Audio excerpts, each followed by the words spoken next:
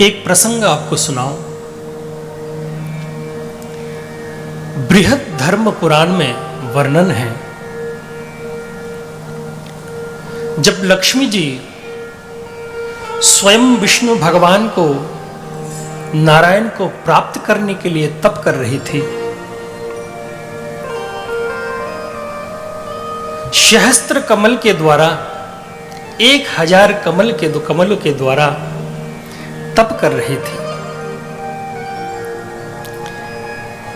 शंकर भगवान ने परीक्षा लेने के लिए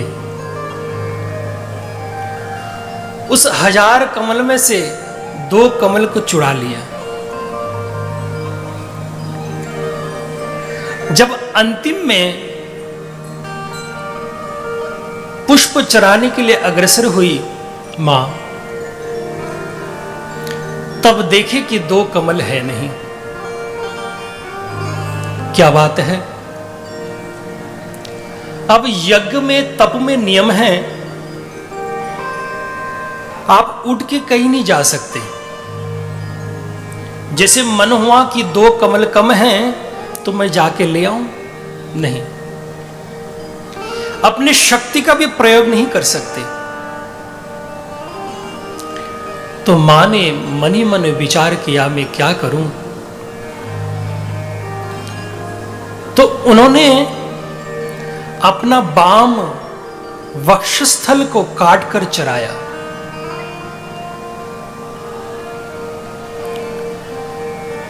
जब दाएं वक्षस्थल को काट के चराने के लिए अग्रसर हुई,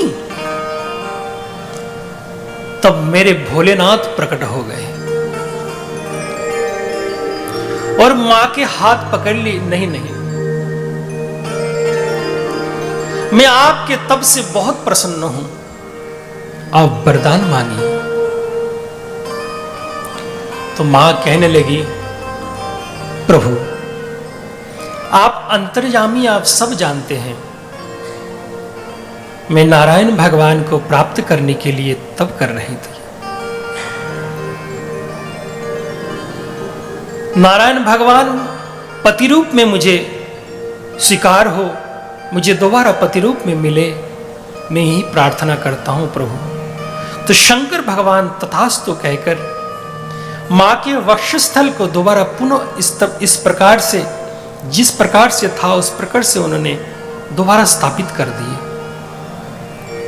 और शंकर भगवान वहां से अंतर्धान हो गए। इसके पश्चात लक्ष्मी मैया ने उस वक्षस्थल को धरती में दबा दिया था। कुछ काल पर्यंत, कुछ काल व्यतीत होने पर उसमें से एक वृक्ष उत्पन्न हुआ। वो कौन सा वृक्ष था? ये बिल्व वृक्ष। जब वृक्ष उत्पन्न हुआ महाराज, तो समस्त देवता उस वृक्ष को दर्शन करने के लिए आए। साथ में ब्रह्मा जी को बुला गया, ये कौन सी वृक्ष है। तब स्वयं शंकर भगवान उसी स्थान पर आए, स्वयं लक्ष्मी नारायण भी वहां पे उपस्थित हुए।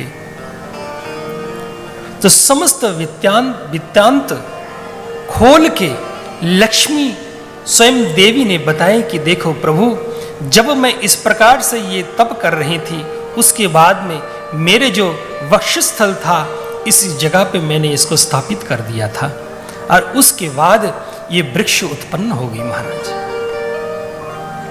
तो शंकर भगवान सुन के बहुत प्रसन्न हुए, कह रहे मां, आज से ये विल्व वृक्ष के जो सुंदर पत्ता है, जो इस 3 में विभाग है, ये सबसे मेरा प्रिय होगा आज से। और समस्त तीर्थ इस विल्व वृक्ष के जड़ में निवास करेंगे और भूरी भूरी आशीर्वाद देकर शंकर भगवान वहां से अंतर्धान हुए। इस प्रकार से विल्व वृक्ष महाराज उत्पन्न हो।